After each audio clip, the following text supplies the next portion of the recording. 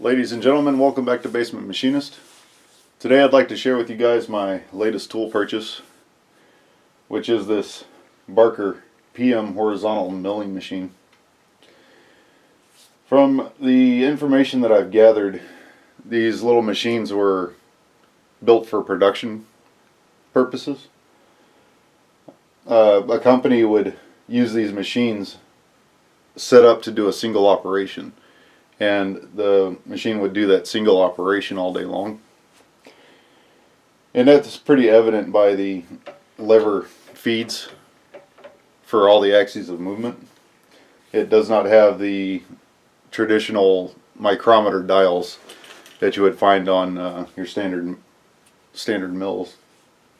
To give you a little information about it, it weighs roughly 180 pounds, so it is pretty hefty for a little machine.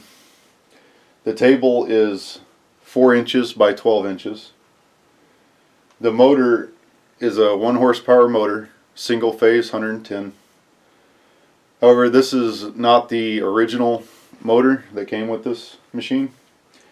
I believe the original machines came with a fully enclosed motor with a fan for cooling.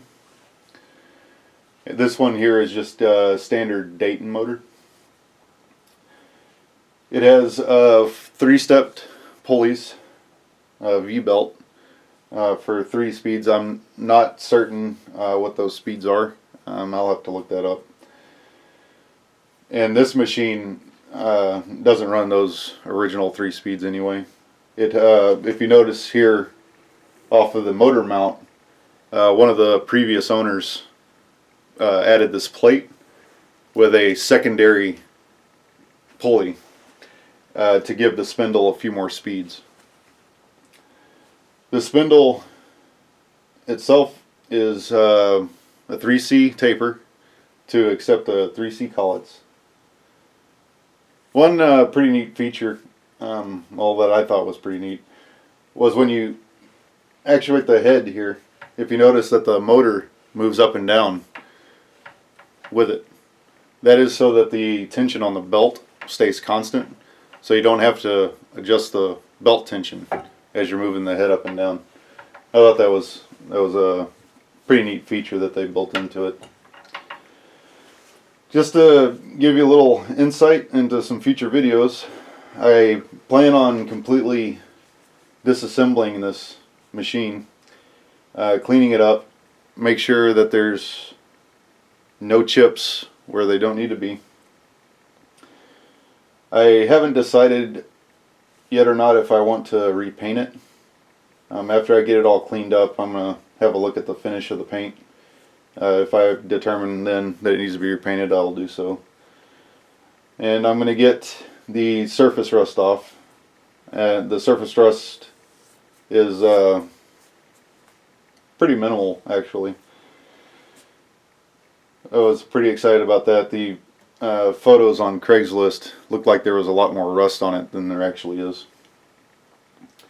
Another thing that I'll be doing is I will be machining my own micrometer dials for each axis, X, Y, and Z.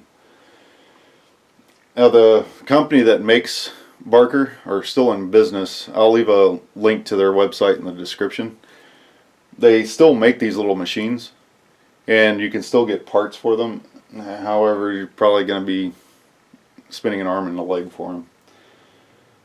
And that's the case with the micrometer dials. They do sell a micrometer dial kit for this machine, but it is pretty expensive. So I can make my own dials for a lot cheaper, and that'll be coming up in a future video. I'm not sure when I'm going to get to that. No, hopefully I can get to that soon. Now, I did set up my vise into the machine just to do a quick cut on it, just to see what the surface finish was going to be like. See how, I've never used a mill with lever feeds before. I wanted to see how that was, and it turned out really well. I'll leave some still pictures in the video to show the surface finish of the little piece of aluminum that I milled.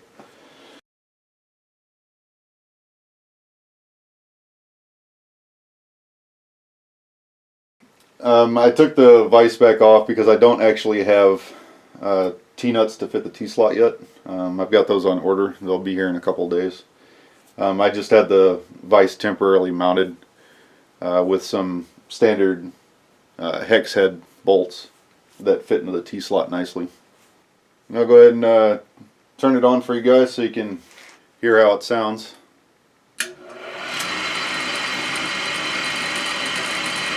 It's actually relatively quiet.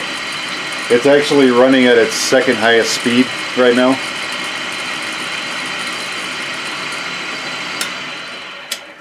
All in all, I'm quite happy with this little machine. I'm excited to start using it, and hopefully you guys get to see it in some future videos.